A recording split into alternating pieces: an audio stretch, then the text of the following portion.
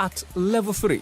Others push to level 5. Only the determined reach all 7. Along the way, you'll find the spring clear, cold, as freely as the water itself. This story begins in 1140 AD when a hunter named Akponju Abela and otherly to one of Oduduwa's sons. Meaning, here is a new god. And from that exclamation, Olumere was named. A sacred moment, a sacred place.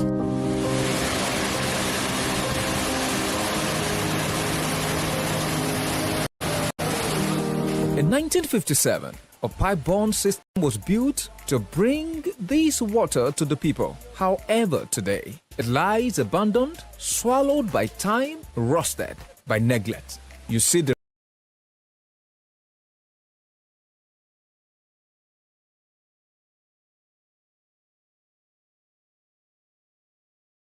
rains of old dreams, roofless halls and forgotten structures, echoes of the Obafemi Awolowo. And then before the roaring tears, he promised to restore the glory of this natural heritage. A new hope, one that seeks to breathe life into these sacred rocks and echoing waters once again. Yet, even in its raw form, Olumere enchants. Tourists climb, children laugh, believers pray, lovers pause. At each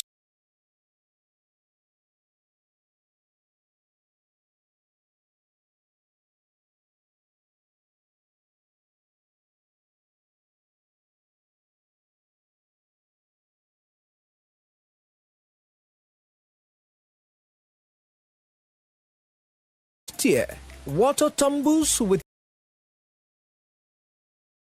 grace.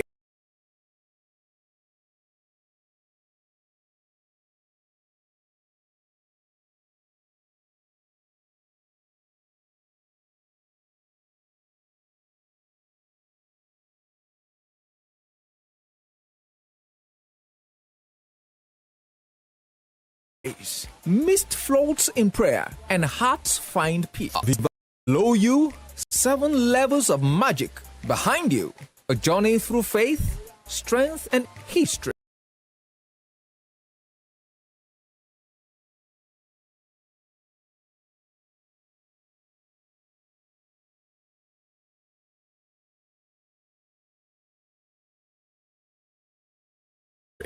Olumere is more than a waterfall. It is a monument of nature, a heritage of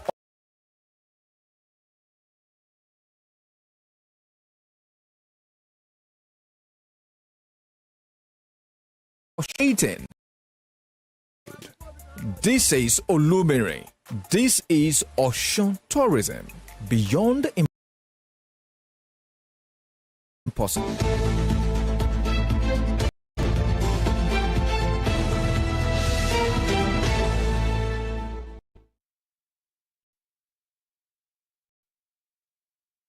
Thank you for staying with us. This is Morning Spring on Western Spring Television. Emeka Daniel is my name. At this time, we look into critical matters, talking about the NNPCL and, of course, the Nigerian government, the presidency. I'm staying with Bayo Ojulari. And since Bayo Ojulari came in, a lot of people applauded Mr. President for up this time to man our oil and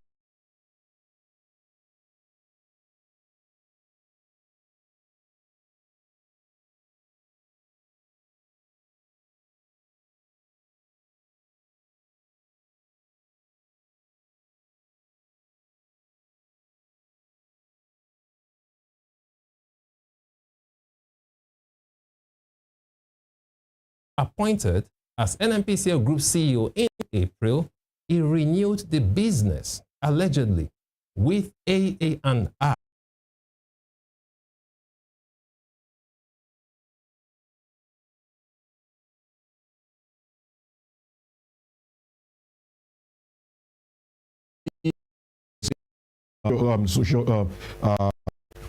Socialist talking about Max Weber, one of his model. He spoke about impersonality. The question is, what was in the mind of Mr. President when he applied bidding? And, this speaks to some of the crises we have about good governance in Nigeria. ASCII, I don't know what has been the relationship between him and Bayo Larry before Bayo becoming NNPC Group General Manager. But every Nigerian have a right to say, I want a contract with NNPC. And what Max Weber is saying here is that give everybody a level playing appointed. Then if you are asking somebody, if you are saying somebody is in the, you recollect the man from Lebanon, Shajiri. He's the one, his company is the one handling the Lagos Ibadan, the controversial Lagos Ibadan, Lagos Calabar Coast Highway. What due process did we follow to give that man? Are we saying that there are no companies? There are no companies. There are a lot of companies in Nigeria that can handle this business. But because this man is your highlight, you gave him contract. So if you can do that, then another person can do it. So my concern, my major question that I think I need an answer for is that what was in the mind of Mr. President before appointing Bayo Julari? If you appointing him to NNPC is just for him to do your bidding, get you fund to run your own election, then you are not being sincere to Nigerian people. I ask one of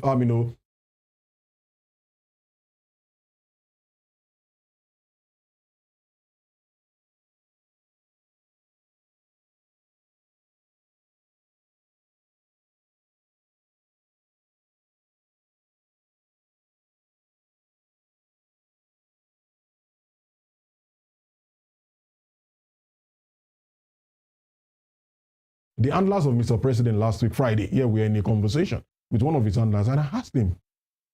I said, you guys want... I made it clear that there are two sides to this story. I made it clear that there are two sides to this story. Right here, the first side is the economic aspect of it.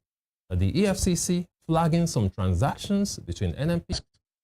Why so soon? Did you question him when you thought it was going wrong? Why block him up and say you have to leave? A lot of things. I have said it that the oil and gas industry in Nigeria is a crime scene. The crime scene. Lady sent by the presidency. Lady sent by the presidency for plum jobs of the NNPC. For plum jobs of the NNPC. That rather than relate with that person, he decided to pick. But from the records, it's like he had been part of the consultancy groups working with NNPC before, during KRA days. They have been during Barry County days. So, to my mind, I think these are some of the things we've been saying about Nigeria. Where lies merit in all of this? Is the person being paid monies that in the oil and gas sector? Because in the oil and gas sector, because you must look away from all. So that goes to show that there are some deeper things that and I knew the moral questions will be asked. Why so soon? Did you question him when you thought it was going wrong? Why block him up and say you have to leave? A lot of things. I have said it that the questions are that the moral question would be, why was it bad then? Just like the animal farm. 2 legs good, 4 legs bad. Why was it bad then? And how come all these things are becoming good now? And to people, it's EFCC to investigate and ascertain whether those transactions were legal or not. That's the EFCC's job. What we are just trying to look at here, Prof, is just the political undertone that some political watchers might paint to it. That's what we are trying to examine here, that whereas a nation, should we draw the line between politics and technical competence? When Mr. President appointed Mr. Julari as NNPCL Group Chief Executive Officer, a lot of Nigerians applauded him that for the first time we are having technocrats deal with, at the helm of affairs of our oil and gas sector. So he came with a lot of accolades. That's talking about 4 months ago. He was appointed in April. So that's the angle from which you're trying to look at it. That should we as a people.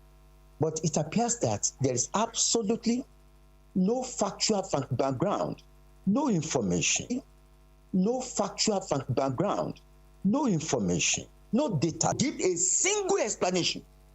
He refused, he failed, he neglected to account for an amount of money the National Assembly was looking for. And he begged for time.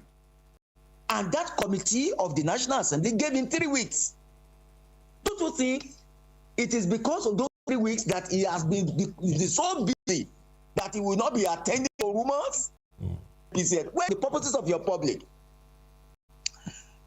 Conflict of interest in law, and as it is written in our law, that is Code of Conduct for Public Officers, which is contained in the second schedule to the Constitution of the Federal Republic of Nigeria 1999, says, if a reasonable man takes resources, then a conflict of interest ensues. Where is benefiting unfairly? No. No. Answer, no. So where is it coming from? I think we should not belabor an issue that is resting and then assume that it is a public concern. It is not. All right, Prof. All right, Prof. I'll get back to you on that. But very quickly, I just want to clarify that report came from the cable to clarify that. So it's a cable report. We are trying to here, like Prof also reiterated, Mr. Abayomi was actually invited to the Senate. Yeah, last week Tuesday. Invited to the Senate. Yeah, last week Tuesday for time because most of these transactions. This missing funds we are talking about, 210 trillion naira, which the EFCC tags a mind. As it stands right now, we still rely. On oil from that sector. Why is it? Because of the amount of money that flows sector. Is corruption affecting everybody? Can't we have Nigerians who are immune? Okay, Nigerians with exemplary. We would have gone to the moon by now. Do you get the drift? So the position of I understand from the gown angle, this is Nigeria. We discussed Abakiari's removal like a month or two before he was eventually removed. People were denying it. It's like the ostrich, playing the ostrich. You know, burying your head and the whole body is outside. Drugs. Professor Mrs. Dora Quinley told us that, look, people are threatening me for doing the right thing. So if you are looking for 10 billion, so people stole that money. If indeed some money is missing, and you can't tell me no money is missing at the NNPC, because over time, look at it from start to finish, some nations of the world have spent like $15–20 billion to start and finish a refinery. And in 26 years, we've been dancing around in circles in Nigeria, saying we are running an oil and gas sector. So it is easy to say, well, nobody has put facts before. Yeah. But if you go to their homes, they have deployed every technology to secure their homes. They have copied from other places to secure themselves. But when it comes to the security of the country, we have seen in Nigeria where Etompolo saw kilometers of underground unprofiled. And nobody is talking about those investigations of who did it. Is it ghost or spirit? So that is a sector that we know is a crime scene. And so to say nobody has said anything is missing is, to me, playing the ostrich. Truthfully, we can say, oh, we must do this. I don't know from which angle. I don't know who is. I'm talking about the Nigeria we are in. We are in a Nigeria where the likes of the former Minister of Petroleum, the woman, that is they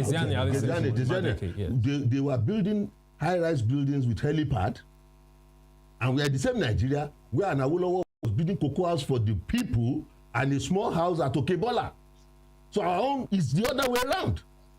You are building footbridges and commissioning and then building high-rise for yourself and your family. That cannot grow a nation. So oil and gas that is supposed to give Nigerians a birth of good life is only servicing some people. And the beneficiaries are limited in number. And the whole nation is suffering the else. And so until the leadership takes a wholesome look of we can't continue like this, we can't get it right.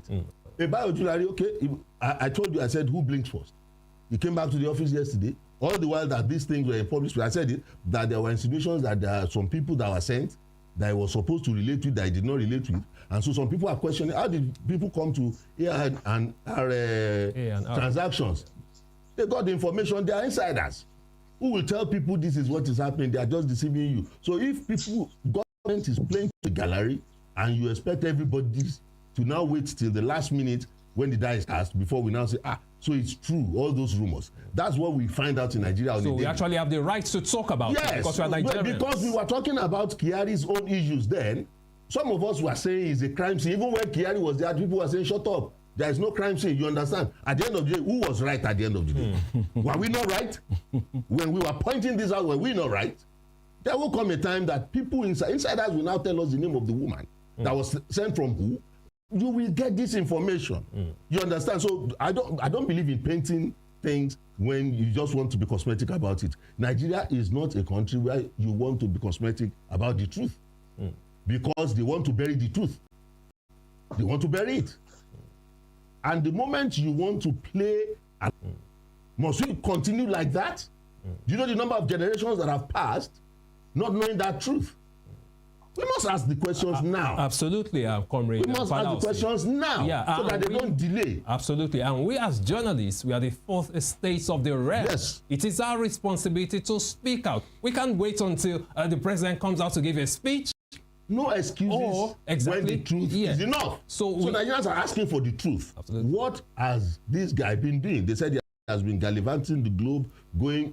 Tell us about it. Did DSS not look at his moral life? Did they not give a report? What report was given to government before his appointment? You must go at all of this. Yes, you must do security reports about people. All right. So that kind of a thing, we cannot just excuse it. And people should continue living their lives and just look away. All right, Comrade Fadanse. Let me come to you. All right, Comrade Fadanse. Let me come to you, Mr. Labi. For better perspective, this same Biojulari, the NNPCL Group CEO, when he came in, at some point he was at Vienna, Austria, and he spoke to Bloomberg. He gave an interview, granted an interview with Bloomberg, and he actually made some statement. He said that the nation of Obasanjo raised this alarm several years ago when he talked about the nation's refineries, saying it will not work. That he, President Obasanjo, had contacted, experts to look at the refineries, and they said no, this structure is faulty at the initial. It got Shell back then, and Shell refused to run the refinery. He wanted them to run the refinery back then, and Shell refused to run the refinery. He wanted them to run the refinery. They refused to run the refinery. So he now decided to sell. Obasanjo decided to sell the refineries to Dangote, which he actually did, which was a good which was a good deal as far as some Nigerians are concerned, because some people said nobody might even buy these refineries for $200 million as crap. But again, Yahya came in, he revoked that deal, and the refineries were taken BCL. They've not been able to run the refineries, and Obasanjo is simply saying, I told you. So where is this disconnect coming from? That's my point. We can't just keep quiet. This is Nigeria's wealth we are talking about. Where are we getting it wrong as a nation? Well, Daniel, it's actually a difficult one for me because if you look at event after event in Nigeria, you keep on asking yourself questions and you may not be able to find answer for them.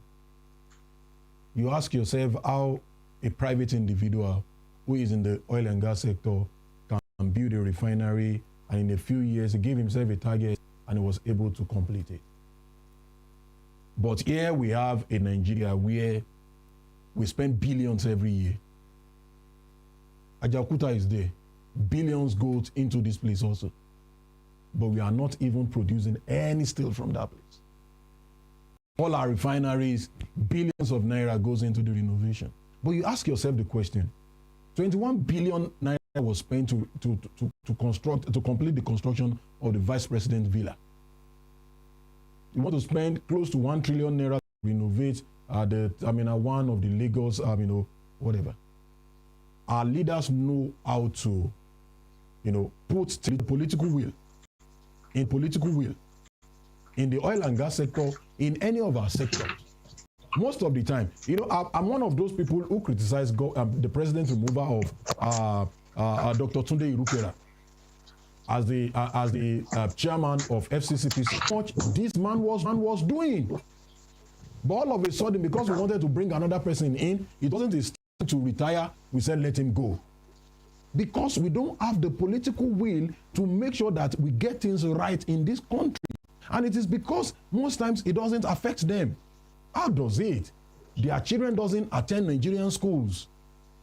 They don't patronize Nigerian hospitals. It is you and I who patronize those hospitals. In fact, bold enough for Femi Adesina, who came on to say if Buhari had used the Nigerian hospital, he would have been long dead. And you ask yourself the question, what is the lot of an average Nigerian? So, it's really a big problem for us. How did the likes of Baba Awolowo separated government with politics? How did they say government should not be funding private political parties? How were they able to achieve all those things? But now what we have a bunch of lazy people manning our government offices. All most of them do is wait for allocation from Abuja at the end of the month. No initiatives. We have an agrarian society. That is why average Nigerians must be sensitive. If all you think about is, okay, another election, let me just round up this conversation now so that Prof can come in. A woman in my area, they camp themselves, they normally have this political meeting every Saturday. So she now approached me. She said she needs money. I said, you are a big woman now, you attend political meetings. Have they not been giving you money? She said she has never taken any money. They give about all these things. But what we are most important about is let my family member be there. Every Nigerian is now thinking, let my time come. Let me also eat from the national cake. The day the cake finishes, what are we going to eat? We start eating ourselves. All right, Mr. I really wish I could share a particular experience. There was a time something was going on in Abuja about some ministries. Some palliatives were allocated to them, and it was being cornered by some leaders, by some captains of industry, some DGs. I spoke to someone, as a journalist, I got facts and details, but the problem is this person would not come forward to say, yes, this is the truth. These people cornered it, gave it to their family members, or to bring the person on radio, but the person said no. And that's the unfortunate situation we found ourselves in. Very quickly, as we call them, I'd like to go back to Prof. Tunji Ogunyemi. Prof. Tunji Ogunyemi, are you still with us? Yes, I'm here. All right, Prof. Because of time, we really need to start coasting home now. What's your final take on this matter? We quite understand your perspective, which is great. You're an erudite scholar. What will be your final take on this particular issue? The National Assembly, the institution of government that has the authority to tell us categorically what is happening in NNPCL. Don't forget, it's a company. It's a limited liability company. It is no longer a government parastatal. So that National Assembly has instituted an investigation and is asking Bayo Ojulari to come give explanation as to what is happening under his care. By all means, let us wait for them and then use facts, evidence, data. There has been public distrust of leadership, and there are empirical facts. We funding from universities that they said some monies were sent through some schools and all. And those investigations, I mean, you hear about the beginning. At the end of the day, it's hush-hush. So Nigerians are aware that when situations like this arise, there is a third angle settlement where people back to tell Nigerians this is our offense. And to people, it was a question and answer situation of the mic. So what's on the table? We have told you this is the figure. So people who are involved will go and be explaining themselves to Ojulari, and Ore will not know at the end of the day, because Nigerians will not be the ones in the dark. This man that will go the way of the others. That is why in public space, the ombudsman relationship of the media will not be jettisoned. We must question, we must continue asking questions so that the common man will not be the one that will be done in the whole process. At the end of it all, what people are made to believe is that some bags will go and the matter will die. So that will not happen to our patrimony. Well, no Nigerian is more Nigerian than any other Nigerian. Even the president is not assembly, every agencies of government. I have a right to ask questions. The Freedom of Information, Act allows me, as I don't want to answer questions, but we won't keep quiet. We'll keep asking. People can say it from different. Keep quiet. We'll keep asking. People can say it from different perspective. But irrespective, if you look at events like this, something is happening. Don't forget also, a lot of people alleged that the 2023 election was rigged. They said no, the court has said no, it was not rigged, and the president won.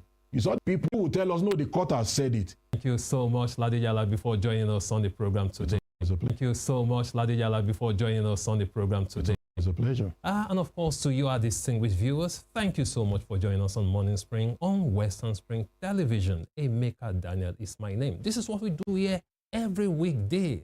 We have to ask